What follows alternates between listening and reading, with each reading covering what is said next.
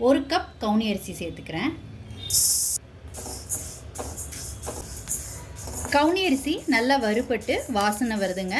அதே மாதிரி பொரியவும் ஆரம்பிச்சிருச்சு. இதை ஒரு பிளேட்டில் கொட்டி மாற்றி வச்சுக்கலாம், ஆறட்டும். அடுத்து 1/2 கப் கருப்பு உளுந்து சேர்த்துக்கிறேங்க. எந்த கப்பில் கவுனி அரிசி எடுத்தீங்களோ அதே கப்பில் 1/2 கப் கருப்பு உளுந்து.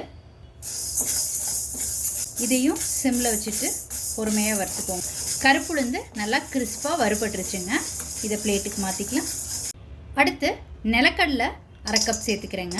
50 கிராம் உளுந்து எடுத்து அதே அளவு. நிலக்கடலை நல்லா வறுபட்டுருச்சுங்க. நீங்கள் விருப்பப்பட்டால் தோல் நீக்கிட்டு யூஸ் பண்ணுங்கள். நான் தோல் நீக்காமல் தான் யூஸ் பண்ண போகிறேங்க. அடுத்து பாதாம் சேர்த்துக்கிறேங்க. நான் 10 to 12 பாதாம் சேர்த்துருக்குறேன். நீங்கள் உங்கள் விருப்பத்துக்கு ஏற்ற மாதிரி சேர்த்துக்கோங்க. இதை பிளேட்டுக்கு மாற்றிக்கலாங்க. அடுத்து கருப்பு எள்ளு சேர்த்துக்கிறேங்க. 2 ஸ்பூன் சேர்த்துக்கிட்டு இருக்கேங்க. அடுத்து பச்சரிசி சேர்த்துக்கிறேன். பச்சரிசியும் 2 ஸ்பூன் சேர்த்துக்கிட்டு இருக்கேங்க. இதோட 2 ஏலக்காய் சேர்த்துக்கிறேன். வறுத்திருக்கிறதெல்லாம் நல்லா ஆறட்டுங்க. ஆறுனதுக்கப்புறம் பவுட்ரு பண்ணிக்கலாம். மிக்ஸி ஜாரில் சேர்த்துக்கிட்டு இருக்கேங்க. இதை பவுட்ரு பண்ணிக்கலாம். இந்த ரெசிபிக்கு ஸ்வீட்டுக்கு வெல்லம் தான் நான் சேர்த்துக்க போகிறேங்க. வெல்லம் 1 கப் எடுத்து வச்சுருக்கிறேங்க.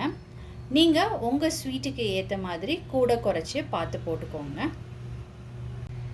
எடுத்து வச்சுருக்கிற வெல்லத்தை ஏற்கனவே பவுடர் பண்ணதோடு சேர்த்து அரைச்சிக்கலாங்க. இதை ஒரு தடவை சுற்றி எடுத்துக்கலாங்க.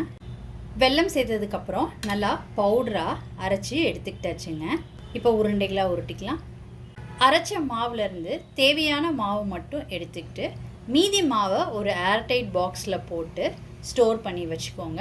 எப்போ தேவைப்படுதோ அந்த டைம் உருட்டிக்கலாங்க. இந்த மாவுக்கு தேவையான நெய் விட்டு உருண்டைகளாக உருட்டிக்கலாங்க. நெய் விட்ட பிறகு நல்லா கலந்து விட்டுக்கிட்டேங்க. இப்போ உருண்டைகளாக உருட்டிக்கலாம். இந்த மாதிரி எல்லா உருண்டைகளையும் உருட்டிக்கலாங்க. நான் எடுத்திருந்த மாவுலேருந்து செய்த உருண்டைகள்ங்க. கவுனரிசி லட்டு ரொம்ப சூப்பராக ரெடி ஆகிடுச்சுங்க. நீங்களும் இந்த ரெசிபி கண்டிப்பாக ட்ரை பண்ணி பாருங்கள். ரொம்ப சிம்பிள் அண்ட் ஈஸி ரெசிபி தான். நல்ல ஹெல்த்தியான லட்டுஸுங்க. நீங்கள் ட்ரை பண்ணிவிட்டு உங்களோட கமெண்ட்ஸை சொல்லுங்கள். உங்களுக்கு இந்த ரெசிபி பிடிச்சிருந்துச்சுன்னா லைக் அண்ட் ஷேர் பண்ணுங்கள் உங்கள் ஃபேமிலி அண்ட் ஃப்ரெண்ட்ஸ்க்கு. Tasty dish by Sethu Palaniappan சேனலை சப்ஸ்கிரைப் பண்ணுங்கள். நோட்டிஃபிகேஷன் பெல்லை கிளிக் பண்ணுங்கள் for more videos. Thanks for வாட்சிங்.